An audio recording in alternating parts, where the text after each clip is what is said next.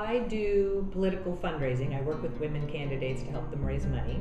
I'm also the president of the National Women's Political Caucus of Washington State, and I serve as the vice president of communications for the national board.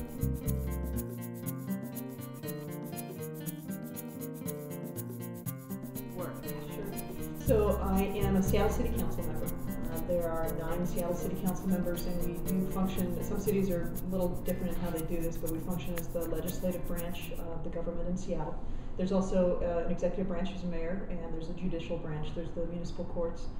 And we do function very much as a policy body. It is policy development and budgets.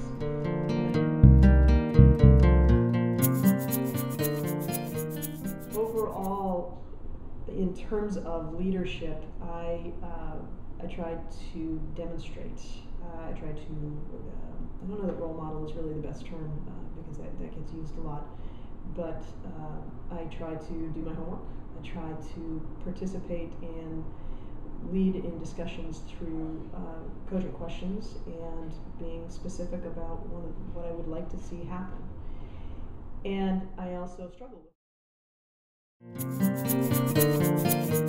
Being in charge of something and being a leader are two different things. I've always wanted to be in charge because I've seen an opening for somebody to drive a project forward. I think being a leader is a skill set that you acquire over time, and I feel like I am just now learning to be a leader. I think that the more insidious obstacles that women face in leadership have to do with differences in leadership and communication style. Women lead differently. Women communicate differently than men.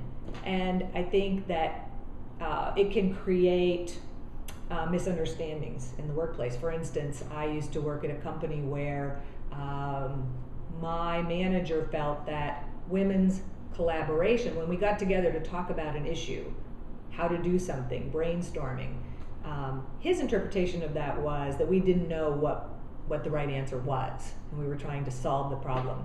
And that isn't what it was. We all knew, we just wanted to, as I mentioned earlier, we wanted to be able to strengthen our ideas, and women value collaboration.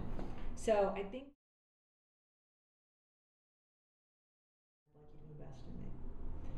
my perception is that women wait longer or have a tougher time getting to that point than men do.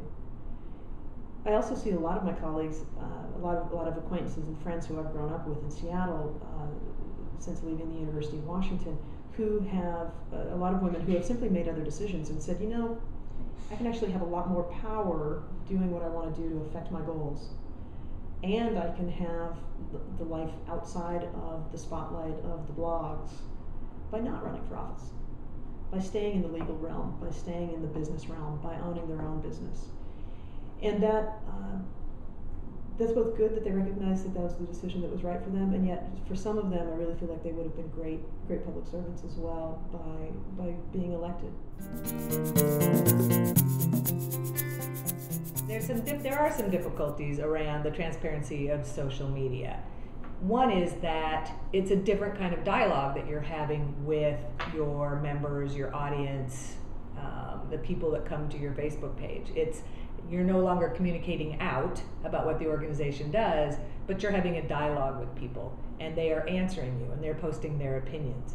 So you have to change your communication style. It's also difficult to manage the message. You have members of your group, your organization, your team that are posting about your organization that may or may not be reflecting the message that you want to have reflected. So it's important that it's a good thing in that the team needs to come together and really get clear about the values and the mission and the messaging, the talking points that you want to communicate out. So it's a good exercise for a team to go through, just to make sure that everyone's on the same page and communicating the same thing about the organization. But it is a management challenge.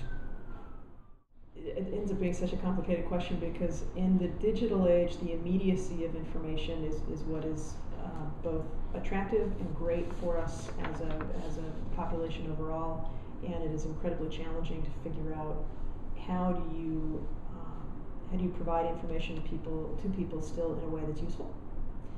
And how do you keep from, this isn't a great way of describing it, but how do you keep from just popping off? Just because you can. Because I have Facebook on my iPhone. I've got Twitter on my iPhone. I can get on there and I can write out 140 characters of something. I'm not sure it's a good idea that I do that every 20 minutes during the day, even though I think they might be fantastic pearls of wisdom. The challenge in the digital age, I think, is you have that, the fire hose is literally there. There's almost no constraint to the fire hose. And to figure out still how you use that and what's the information that is useful to people and how do you help them pull it out of the broader stream of information.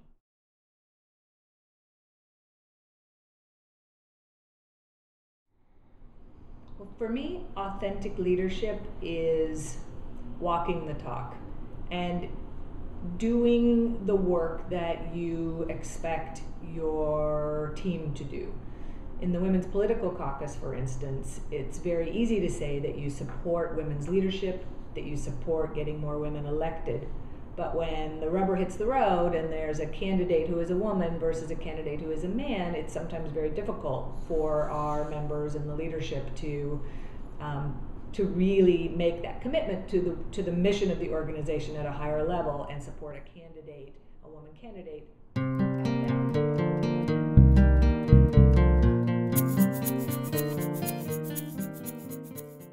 In terms of how you merge or use together social media for the public persona, the elected official, and me as a person, I've actually gone the direction of not doing that. And a little bit, again, this is about us teasing out the rules of the road as we go forward with this flood of information and the different tools that are available between Twitter, Facebook, all the others. I have the Facebook account that is me. I have a fan page that is my campaign. And if I wanted to, I suppose I could do another Facebook account that would be me as just a person. However, the rules of the road right now aren't particularly clear. I should not post campaign things to my personal site that I've been using to also post work things to. I don't advertise my personal site as the Councilmember Sally Clark site. It's just the Sally Clark site. But I write a lot about work on there, and so I think perception-wise, what the ethics advisors say is, well, by looking at the totality of that page, it appears to be a work site. Even though I will sometimes say, "Hey, I'm not walking the dog. Mm-hmm. My dog's really cute," whatever. It's still the totality of the material would lead you to say, "Well, wow, that's a lot of work stuff. Why is there campaign stuff appearing here now?" And so the advice now is to keep those things separate. Women value family and collaboration and inclusion differently than men do. So their stories are more about other people and how they relate to other people, which I think is very powerful. The other way that they're different is that women have a harder time talking about themselves and touting their experiences, their successes. So it's often difficult to get It turns out that women's stories are interesting and they appeal to voters. Voters are women, but they appeal to voters in general. And women, it's not that their stories aren't interesting and they need to be told in a different way. It's that they don't believe that their stories are interesting and they just need to be told in general.